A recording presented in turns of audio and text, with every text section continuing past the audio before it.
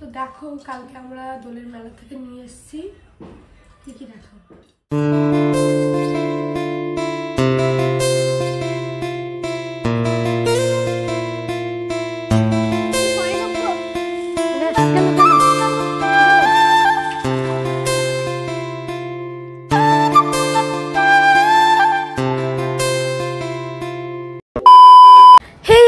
কেমন আছো তোমরা সবাই? আশা করি সবাই অনেক ভালো আছো, সুস্থ আছো। আমরাও বেশ ভালো আছি আর সুস্থ আছি। আমার নতুন একটা ভিডিওতে তোমাদের সবাইকে ওয়েলকাম জানাচ্ছি।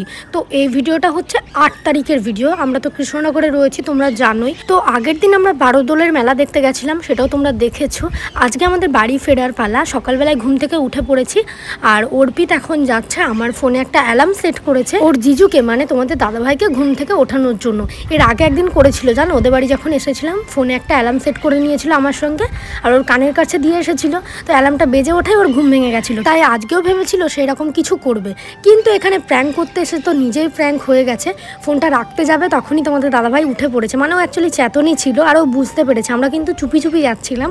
তো যাই হোক, তোমার দাদাভাই ঘুম থেকে উঠে পড়েছে, আমরা একটু বেলার দিকে বেরোবো আর কি।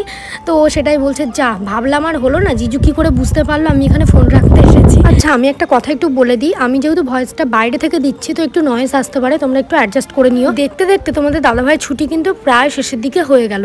মানে 8 তারিখের ভিডিও আমি দিয়ে দিলাম আর 10 দিন রয়েছে, 18 তারিখেও ডিউটি গেছে। তো যাই হোক, এখন চলো আমি কালকে মেলা থেকে কি কি এনেছি সেগুলোই তোমাদের সঙ্গে শেয়ার করব। টুকিটাকি কিছু জিনিস কিনেছি আর আমি সত্যি কথা বলতে মেলাতে জিনিস কিনে আমি একটুও পছন্দ করি না।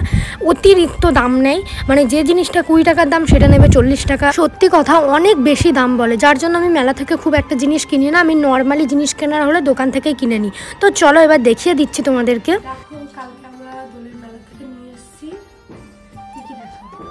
দেখো একটা আমার ভান্ডার লক্ষ্মীর, একটা হচ্ছে মামন দিদির ভান্ডার।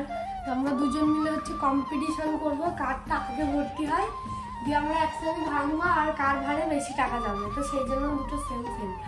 আর এগুলো বলছিল হচ্ছে কত 70 টাকা করে বলছিল মনে হয়।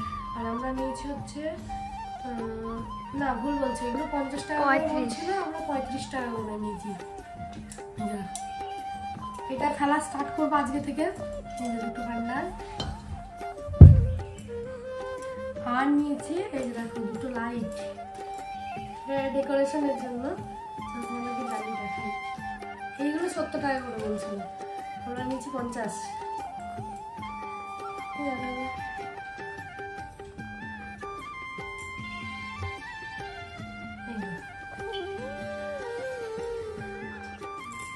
এটা অন অফ করা যায়, এটা ব্যাটারি সিস্টেম আছে, ব্যাটারি শেষ হয়ে গেলে ব্যাটারি চেঞ্জ করা যাবে।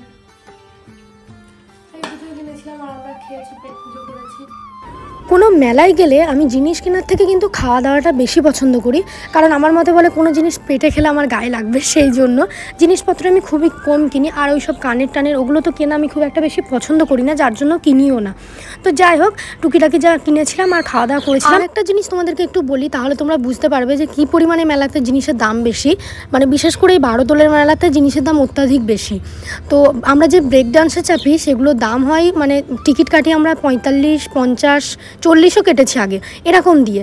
সেই ব্রেক ডান্সের টিকিটের প্রাইস হচ্ছে 70 টাকা, 80 টাকা এরকম। তার মানে বুঝতে পারছো? তো যাই হোক, তোমরা দেখতে পেলে সকালবেলায় দুটো হনুমান তাদের ছানা নিয়ে এসেছে, তো তাদেরকে বিস্কুট খেতে দেওয়া হলো। আর তারপরে এখন পিসি রান্নাবান্না জোগাড় করবে, সেই জন্য এখানে কিছু পেঁয়াজ রসুন ছাড়িয়ে দিচ্ছি, বিরিয়ানি হবে। আর তারপরে আমরা ভেবেছিলাম খাওয়া দাওয়া করে বাড়ি বেরিয়ে যাব, কিন্তু আমাদের আজকেও বাড়ি পৌঁছানো হয়নি। কেন এবার তোমাদেরকে বলছি। তো আমরা 3 জন মিলে গেছিলাম হচ্ছে আমার বড় পিসির বাড়ি। তো ওখানে গিয়েও সেম বিরিয়ানি রান্না হয়, তো সেটা খেতে নিতে অনেকটা লেট হয়ে যায়, যার জন্য এই দিন আমরা বাড়ি পৌঁছাতে আর পারিনি। পরের দিন একদম ফার্স্ট সকালে বাড়ি চলে গেছিলাম। তো এইদিকে দেখো রেডি হয়ে গেছে আমার বড় পিসির বাড়ি যাবো বলে। আর আমি না বেশি দিন থাকবো না, যেহেতু 2 দিন থাকবো, সেই জন্য 2 দিনের মতনই ড্রেস এনেছিলাম, 2টো ড্রেস আর একটা নাইটি এনেছিলাম। তার জন্য এই 2টো ড্রেসকে আমাকে এক্সচেঞ্জ করে পরতে হচ্ছে, যেহেতু আমার কাছে ড্রেস নেই আর। মানে আমি ভেবেছি 2 দিনে চলে যাব, সেই জন্য আমি 2টো ড্রেসই এনেছি। তো এই যে দেখো, এটা পরেই আমাকে যেতে হচ্ছে। আর তোমাদের দাদাভাইও রেডি হয়ে গেছে, আমি যাবো, মামন্তি যাবে আর তোমাদের দাদাভাই যাবে, আমরা 3 জন মিলেই যাবো। তো চলো ঝটপট এবার বেরিয়ে পড়ি। তো ওখানে গিয়ে আর আমি কোনো ভিডিও শ্যুট করিনি, এবার আমি তোমাদের সঙ্গে কয়েকটা কথা একটু শেয়ার করব। এই কমেন্টগুলো আমি অনেক দিন থেকেই পাচ্ছি। আচ্ছা, এবার আমি একটা টপিকে একটু কথা বলবো। তোমরা অনেকেই কমেন্টস করছো যে দিদিভাই সবাই তো কোয়ার্টার চলে যাচ্ছে, তুমি কবে যাবে, তুমি কবে যাবে, মানে এইবারই কি দাদাভাইয়ের সঙ্গে যাবে নাকি দাদাভাই পরে এসে নিয়ে যাবে, এরকম অনেকগুলো কমেন্টস আমি পেয়েছি ফেসবুক, ইউটিউব। তো আমি কয়েকটা জিনিস একটু ক্লিয়ার করে দিই। তোমরা তো জানোই কোয়ার্টার পাওয়ার ব্যাপারটা, আর অ্যাকচুয়ালি আমরা সবাই ওয়েট করে থাকি কবে কোয়ার্টার পাবো। আমার কিন্তু বিয়ের 1 বছর হয়ে গেল, আমরা কিন্তু কোনো কোয়ার্টার পাইনি। তো তোমাদের দাদাভাই এখন যেখানে আছে এখানেও কোয়ার্টার সেইভাবে অ্যাভেলেবেল নেই, তবে ও চেষ্টা করবে বলতে মাঝখানে তো আমরা একবার যাবই, সেটা কিছুদিনের জন্যও হতে পারে, কিছুদিন বলতে মাসখানেকের জন্য আর কি, সবাই যেভাবে যায় সেই রকম। তো তেমনটা হলে তোমরা সেটাও দেখতে পাবে। আর এইবার তো যাওয়া সম্ভব না, তবে হ্যাঁ সেটা এই বছরের মানে মধ্যেই আর কি, সেটা তোমাদের দাদাভাই যখন আসবে তখনও হতে পারে, কিংবা হয়তো আমি গেলাম ও আমাকে আমি গেলাম ও আমাকে আগিয়ে নিল, এরমনও হতে পারে। তো সেই সব কিছু তোমরা ধীরে ধীরে জানতে পারবে। সবথেকে ইম্পর্টেন্ট কথা হলো যে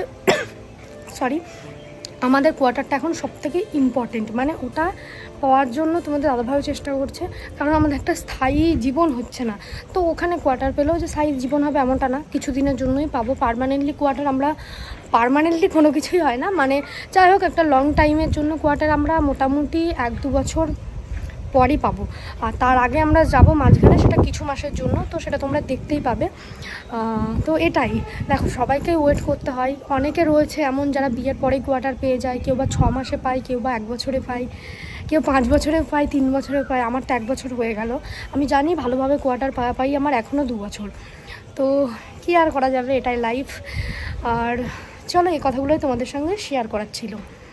একটা কোয়ার্টার পাওয়ার জন্য বা একটা কোয়ার্টার লাইফ কাটানোর জন্য আমরা কতটা এক্সাইটেড থাকি সেটা শুধুমাত্র আমরাই জানি, কিন্তু এই কোয়ার্টার পেতে গিয়ে যে আমাদের কি অবস্থা হয় সেটাও শুধুমাত্র আমরাই জানি। আর এটা একদম সত্যি কথা যে অনেকটা রাগ উঠে যায়, প্রচুর রাগ ওঠে। এই যে বিয়ের 1 বছর হয়ে গেছে এখনও কোয়ার্টার পেলাম না, তোমাদের দাদাভাইয়ের উপর আমি কত রাগ দেখিয়েছি, কিন্তু আমি তো জানি যে কোয়ার্টার না পেলে ওর কি দোষ।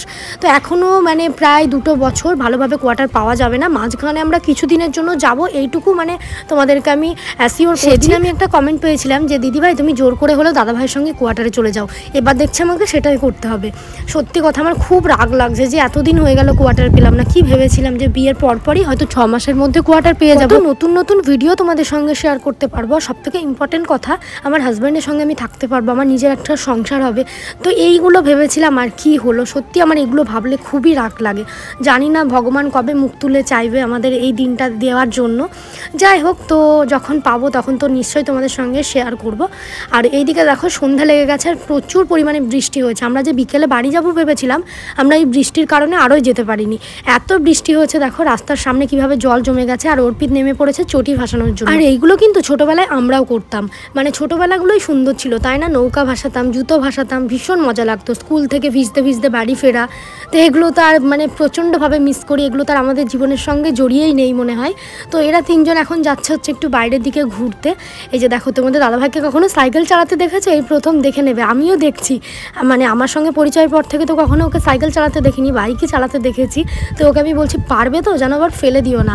আমি তো তোমার সাইকেলে কোনো দিন চাপবো না, বাইকে চাপতেই ভয় লাগে সেই পড়ে যাওয়ার পর থেকে। তো যাই হোক, অস্মিতা একটা সাইকেল নিয়েছে, তোমাদের দাদাভাই একটা সাইকেল নিয়েছে, ওরা যাবে হচ্ছে একটু বাইরের দিকে। আর আমিও না আজকের ভিডিওটা খুব একটা বেশি বড় করতে পারিনি, ভেবেছিলাম বাড়ি যাব, বাড়ি গিয়ে ভিডিও শ্যুট করবো। তো এই বৃষ্টির কারণে আর যাওয়া হলো না। কালকে ফার্স্ট সকালে বাড়ি চলে যাব, কারণ আমার কিছু প্রমোশনের কাজ রয়েছে, প্লাস হচ্ছে আমি প্র্যাঙ্ক ভিডিও শ্যুট করবো ভেবেছি অনেকগুলো। তো করেওছি আমি সেগুলো তোমরা পরপর দেখতে পাবে। সেগুলো বাড়ি না গেলে তো হচ্ছে না, সেই জন্যই। তো ওই যে দেখো ওরা চলে গেল। আমার চকারের ডিজাইনটা তোমাদের সবার খুব পছন্দের, তোমরা প্রচুর কমেন্টস করছো যে দিদিভাই আলাদা করে একটা ভিডিও দাও, চকারের ডিজাইনটা দেখবো।